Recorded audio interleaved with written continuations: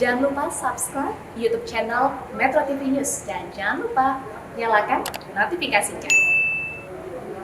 Pemirsa, nah ini ada informasi ya, ternyata banyak orang mengeluh sulit mengatur pendapatan bulanan. Terutama ini dari pasangan baru ya, pasangan pandemi kemarin mungkin yang baru menikah, katanya terlalu banyak godaan belanja sana sini sehingga sulit untuk menabung. Apalagi bagi mereka yang tadi sekali lagi ya, baru saja menikah. Karena biasanya penghasilan dua orang ini digunakan untuk keperluan bersama.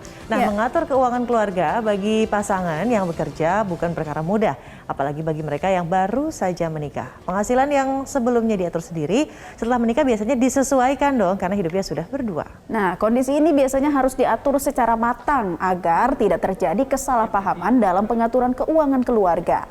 Ada yang mengelolanya dengan menggabungkan penghasilan suami istri untuk kemudian dikelola sang istri.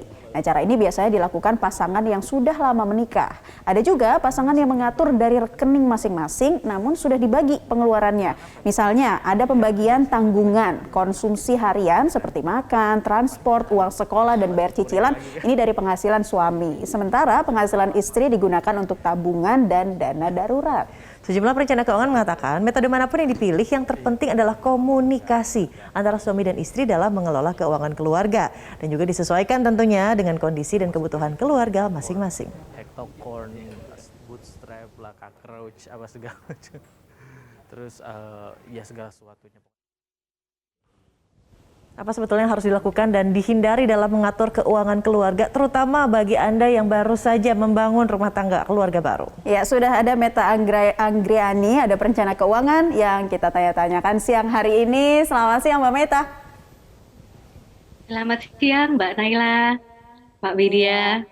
Halo Mbak Meta. Jadi gimana nih Mbak Meta idealnya? Tadi kan ada yang dikatakan bahwa pasangan yang dua-duanya bekerja, penghasilan istri untuk ini, penghasilan suami untuk hal-hal yang memang kebutuhan utama. Nah, sebetulnya masalahnya adalah komunikasi, tapi idealnya seperti apa sih Mbak Meta? Betul sekali, sebenarnya memang komunikasi itu yang utama. Karena memang dengan komunikasi itu kita akhirnya bisa saling menilai gitu ya. Siapa sih yang sebenarnya mungkin paling kecerdasan keuangannya lebih tinggi dari yang lain sehingga bisa saling mengajarkan. Dan juga dengan komunikasi itu yang diharapkan adalah adanya kesepakatan peran apa yang akan diambil masing-masing pihak di dalam pengaturan keuangan keluarga.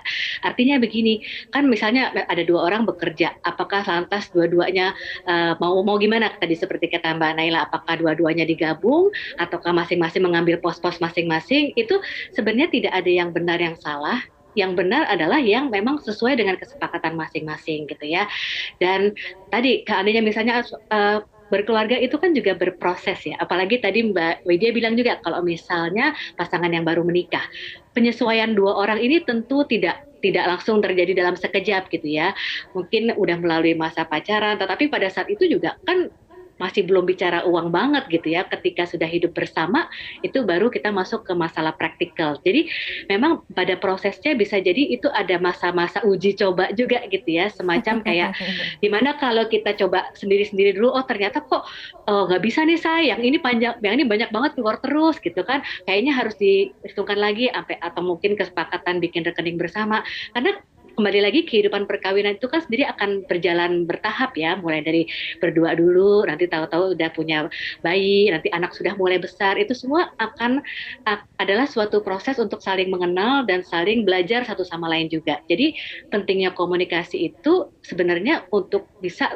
membangun kepercayaan juga satu sama lain. Betul, gitu, Mbak. untuk mengelola keuangan bersama ya. Tapi menarik yang tadi bilang Mbak Meta bahwa ada trial stage-nya dulu nih, ada percobaannya dulu, karena mungkin kan di awal ini masa adaptasi inilah sebetulnya yang penting sebelum menikah, justru harus dibicarakan keuangan, hal yang paling penting gimana nanti supaya di tengah-tengah tidak ada shock culture begitu. Tapi sekarang idealnya begini Mbak, apakah ideal untuk menanyakan misalnya satu sama lain sebelum menikah mana penghasilan yang lebih besar?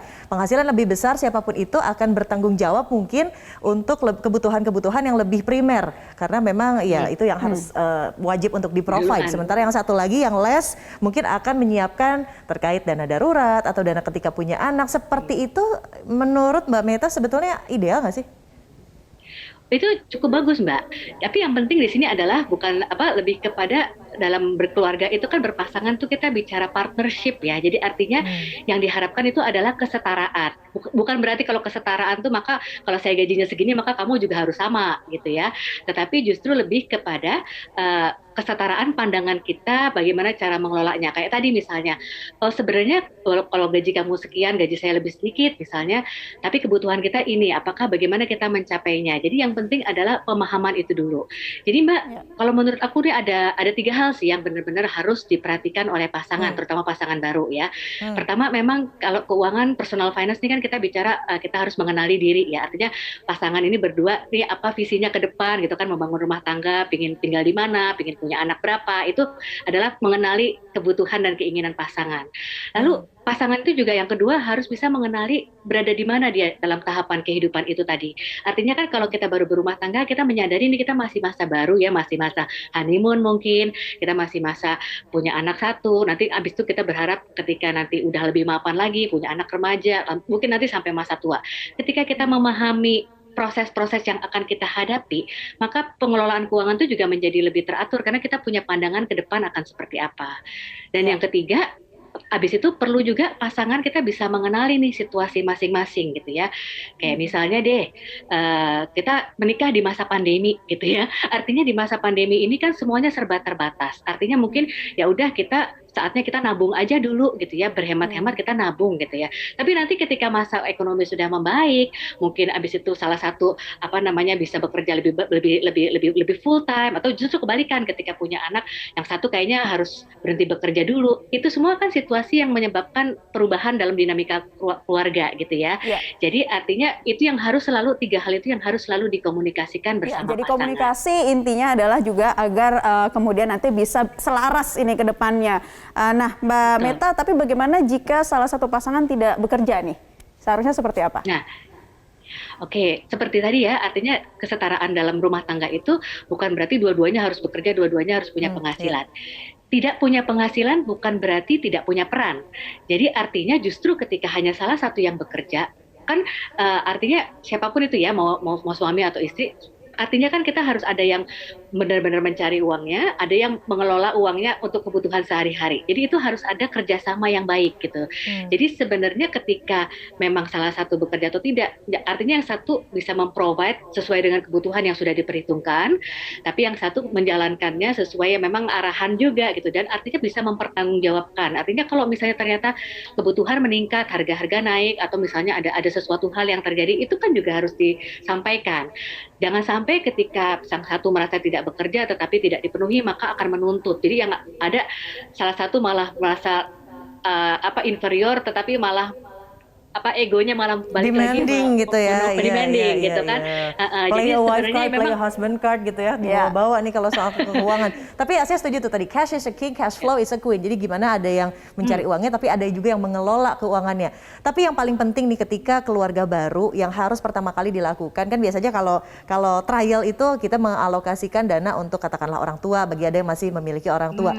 Setelah itu dana lebih baik ke dana darurat atau lebih baik menabung sesuatu hal yang sangat aman seperti misalnya logam mulia, atau idealnya kayak gimana nih menurut Mbak Meta untuk keluarga baru?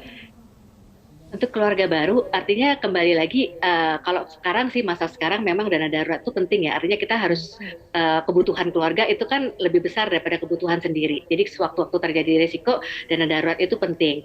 Selanjutnya ya itu tadi, sebagai pasangan baru harus menentukan goals bersama juga, tujuan bersama.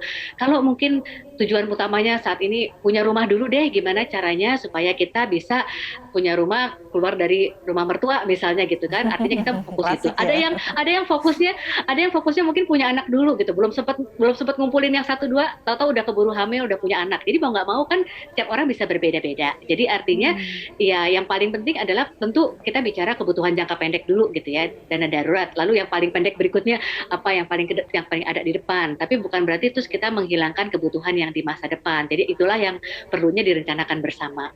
Oke, thank you loh Mbak Meta atas pencerahannya. Ini pakar keuangan juga pakar rumah tangga kayaknya. Thank you banget Mbak Meta sudah berbagi inspirasi di siang hari ini di Newsline. Sehat-sehat selalu.